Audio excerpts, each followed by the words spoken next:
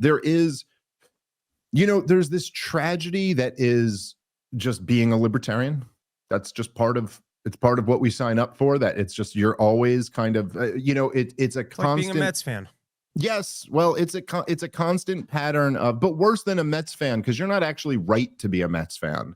Like we're in this position where we go, look, okay, you shouldn't go down this economic path. And then everyone goes, no, we're going to go down this economic path. And then they go down that path, and it's the disaster that we told them it was going to be. And then they go, this is why we got to keep going down this path. And we're just like, wait, but the whole point was and it's funny because there's been the two, probably the two biggest crises that have hit the United States of America in my life. I mean, obviously there's been a lot of different things, but probably the two biggest ones that hit America while I was alive, like actually this country, not crises in other countries that we caused or exacerbated. But the ones that hit America were probably, I guess 9/11 is up there, but I was thinking the financial crash in 2008 and COVID, which, as bad as 9/11 was, it wasn't quite on the scale of those other two. And both times, and I guess you could say this even for 9/11 too, but all of those times, it was like the takeaway was, that's why libertarianism is wrong.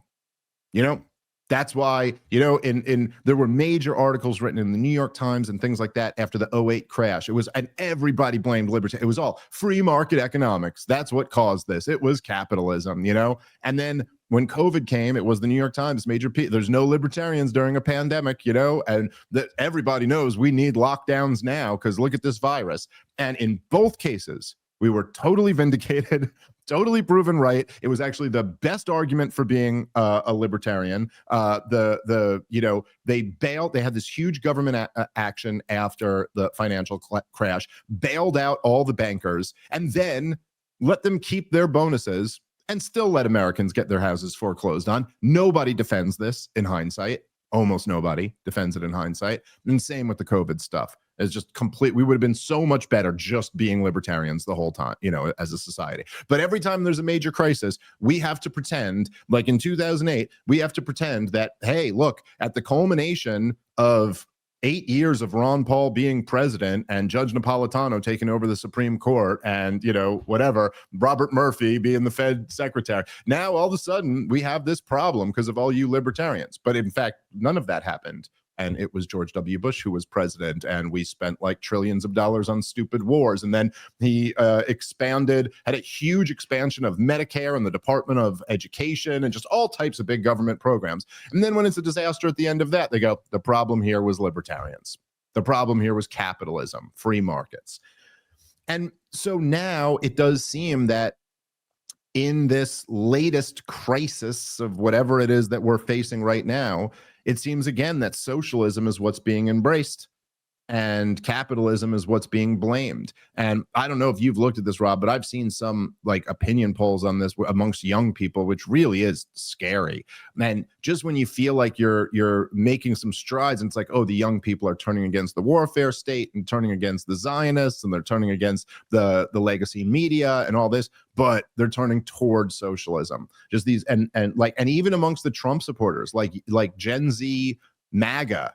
Like even they are like very likely to say things like, profit is theft or whatever, and kind of embrace this idea that the government should be taking a much bigger role in housing and education and daycare and all this stuff. Well, you can blame Trump, who's indoctrinated his base for central planning, for U.S. manufacturing jobs and high tariff policies. So it's very much a part of Donald Trump's agenda. And the Republicans at large have absolutely just folded on defending free markets against socialism when you have people like Josh Hawley talking about why you need more Medicaid, and you've got other characters talking about why you can't end Obamacare. So the Republicans have no one but themselves to blame for basically embracing socialism to try and appeal to the masses.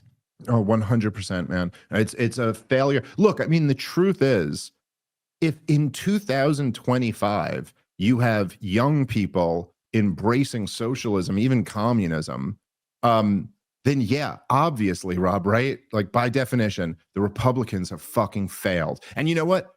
that I'll take a piece of that failure for all of us. All of us have failed. Like the Republicans have failed. The Cato Institute has failed. The Mises Institute has failed. Reason Magazine has failed. Our podcast has failed. Like if you're telling me that the most disastrous economic policy of the 20th century, that is wherever it is still alive in the 21st century, still results in nothing but misery and starvation and tyranny, like the biggest disaster of any ideology that's ever existed is communism. It's like responsible for like 100 million deaths in the 20th century alone. If people still are asking for that, then yeah, we've all failed. But obviously, Rob, to your point, no one owns that failure more than the freaking Republican Party, because there's supposed to be an entire political party, one of the major two political parties, that's devoted to what? Republicanism. Right? Like keeping a limited constitutional Republican style of government, which means to some degree laissez-faire capitalism. And yeah, they've completely failed to fight against this whole thing. And a huge part of that, of course, is because we live in this insanely corrupted big government country, and everybody's been convinced that that's what capitalism is.